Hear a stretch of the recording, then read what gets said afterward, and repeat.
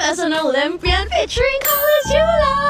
He actually already finished his training kaninang morning. Yeah. So, can you tell me how that went, please? So, kaninang umaga, ang preparation lang siya for tomorrow.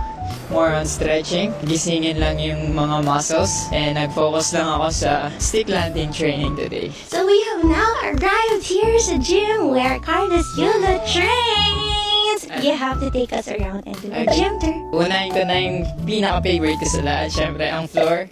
Tada! Here's the pommel horse. Next natin is yung P-bars. Next, sa rings. Next is high bars. Ayan siya, high bar.